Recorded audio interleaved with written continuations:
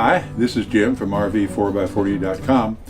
Welcome back to our channel. Today we're going to continue our trip through Alaska, covering the portion from Fairbanks down to Seward with a stop in Palmer. One of the interesting parts of this leg was we actually went right through Denali Village by Denali National Park. We originally had planned on stopping there, but this is the one time when not making campground reservations in advance became a problem. In general on our trip, we just worried about things the day of our travel or the day before at the earliest, picked out our next spot, we were able to find a spot and move on without any particular difficulty. I did not anticipate the crowds at Denali. I probably should have, but I didn't think about that ahead of time. So when we tried to get a spot there at a campground, there really wasn't anything available that we wanted to stay at. So we elected to go on down onto the Kenai Peninsula, and then we'll be coming back in another video back up to Denali, which was of course one of the major highlights of the entire trip to Alaska. But this trip will cover some of the scenery, cover the things we did on a whale watching glacier exploring tour. That was very interesting. So I hope you enjoyed the video. Stay tuned and we'll show you some of the trip around Alaska.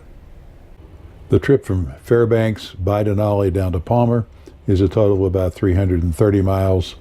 From there, we extend on down to Seward, which is another 175 miles. This is the Matanuska River down below Palmer. As you can see, it's in a pretty good flood stage the day we were there.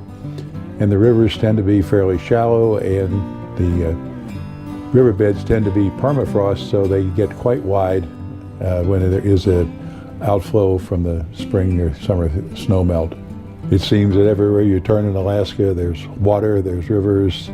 We were near the shore, so there's bays in the ocean itself. And there's always mountains in the background, usually snow-covered, usually glacier-covered. And so it's always beautiful scenery no matter which way you turn. We saw this moose cow grazing right beside the road when we returned to the campground.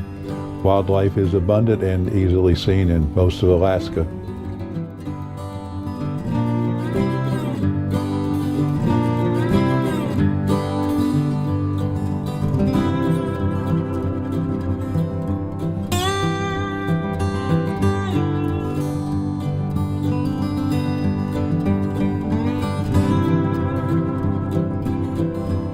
As you can see in these pictures, the rivers tend to have various channels which move around quite a bit. They're called braided rivers. They're braided because of these various channels.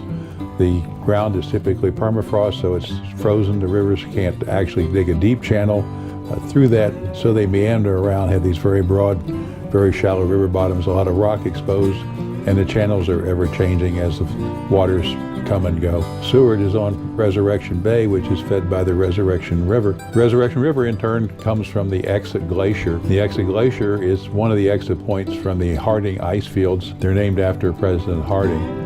It's the largest ice field in the U.S. and it at one point at the top of the mountain, you'll see here in a minute, the ice is some 1,500 feet thick. There's 400 inches of snow a year fall in the ice fields.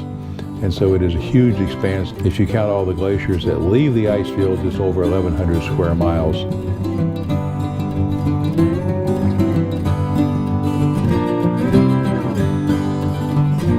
What looks like dirt in the pictures of the glacier is just that, it's dirt. It's actually created by grinding up the rocks that are under the ice, and eventually it'll come out through the ice and flow down into the rivers.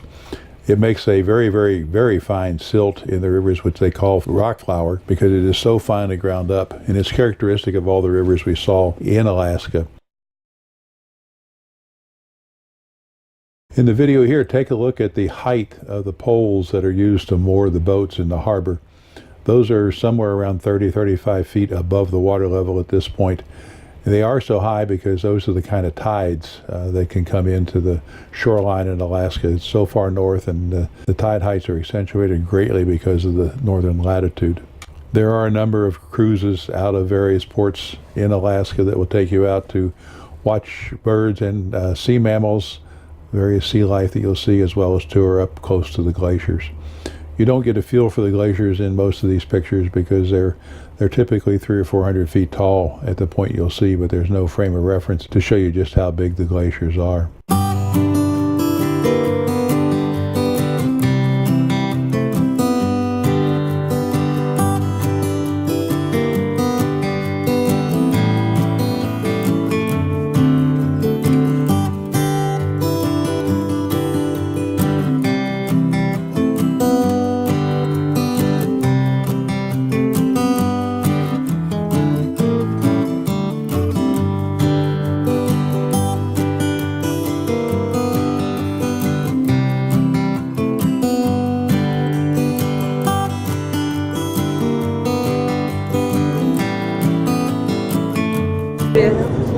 Over here. Ooh,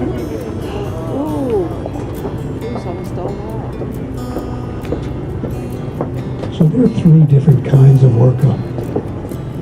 They look the same, but they're genetically different. They don't interbreed. These would be transient. These would be resident orca. These are the fish eaters. Transient orca, where the name killer whale comes from, those are the meat eaters.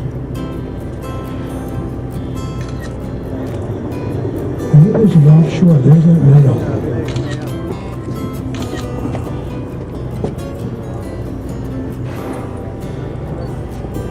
The offshore family, they eat shark.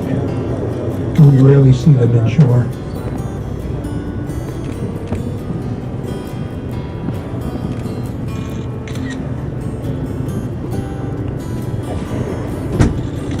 They live about as long as we do.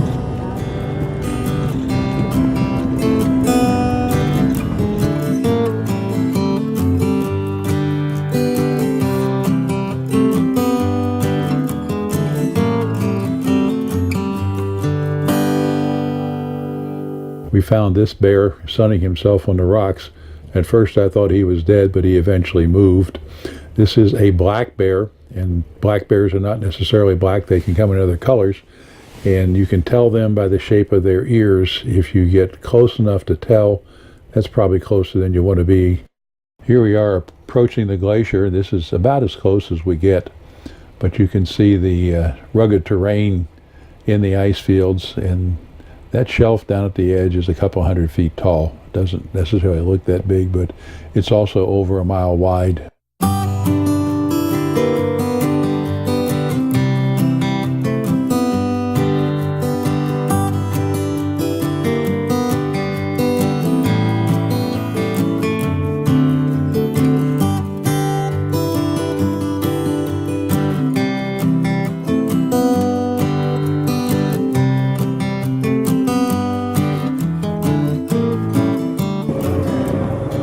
These are air-breathing mammals. When they dive down, they have to close those blowholes, or they'll drown.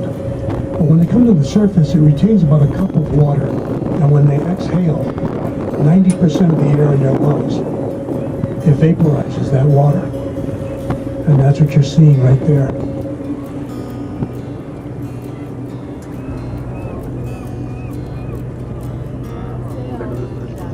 Their lungs. Comes a tail, yeah, little tail. Their lungs are as big as a Volkswagen Beetle, and they could stay down for 45 minutes.